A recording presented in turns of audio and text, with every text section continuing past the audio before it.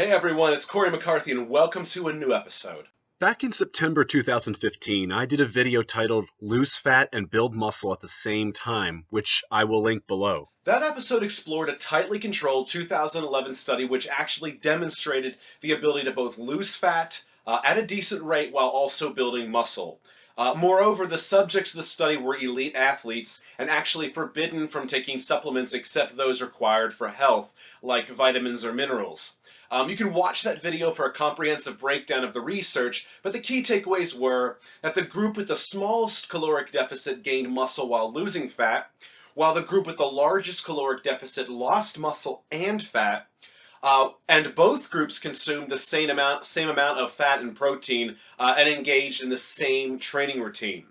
Well, a brand spanking new study has just emerged on the same topic, and due to different parameters between these two studies, we gain more insight into the workings behind highly sought-after body recompositioning. The study was published this past January 27, 2016 by McMaster University in Ontario, Canada, so it is rather new. Here's the gist. The study enlisted 40 overweight young men and had a duration of 1 month. It was a single-blind, randomized, parallel group study. The 40 men were randomly divided into two groups of 20 each. Both groups consumed an aggressive caloric deficit of 40% below their maintenance needs. Yes, you heard that right. 40%. And that would be approximately 1,530 calories per day for someone weighing around 170 pounds. The primary difference between the two groups was their protein intake. One group was fed 1.2 grams per kilogram of body weight in protein, or around 0.54 grams per pound, while the other was fed 2.4 grams per kilogram of body weight, or around 1.09 grams per pound. So there's a low protein group and a high protein group. All subjects performed 4 days of weight training each week in a full body fashion, as well as 2 days that were cardio focused using high intensity interval sprint training. Thus a total of 6 training days per week. To quote a scientist from the study, we controlled their diets, we supervised the exercise, and we really kept these guys under our scientific thumb for the 4 weeks the participants were in the study. So it was very well controlled. Now let's have a look at the results. Exercise performance improved in both groups. However, the higher protein group not only lost 27% more fat than the lower protein group, but also gained about 2.5 pounds of muscle tissue despite the extreme caloric deficit.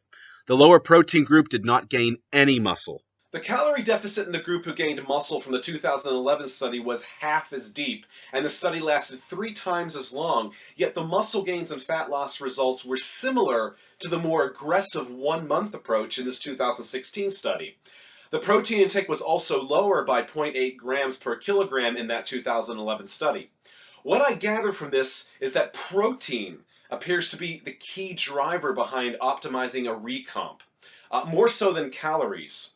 And this is in line with other recent research on protein intake. According to a paper published in April 2015, higher protein diets, or those containing between 1.2 and 1.6 grams of protein per kilogram of body weight, can increase the metabolism and suppress appetite better than lower protein and higher carbohydrate diets. Furthermore, according to a paper published in October 2015, high protein and low carb diets maintain metabolic rate better than high carbohydrate, low protein diets.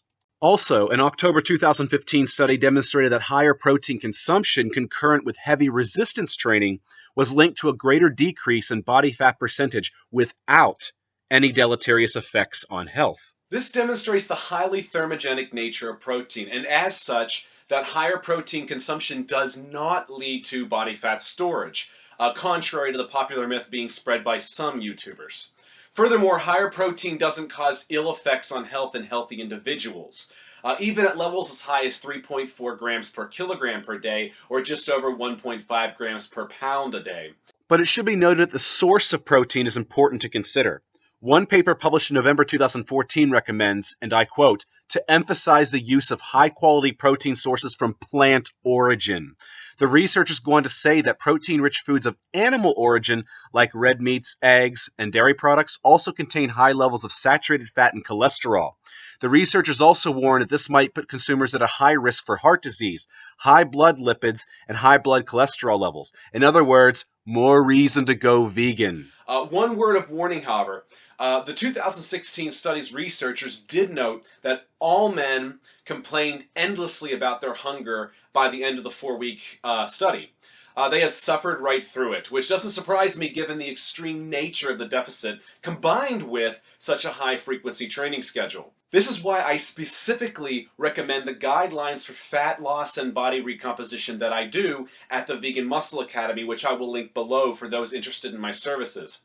I do not advocate aggressive deficits, but I do advocate evidence-based protein intake, which may be higher than many people are used to. But the research outcomes are clear. Ample protein intake is essential for optimizing results when it comes to physique development. Anyway, if you enjoyed this video, please like and share it, and I hope you all found this research as exciting as I did.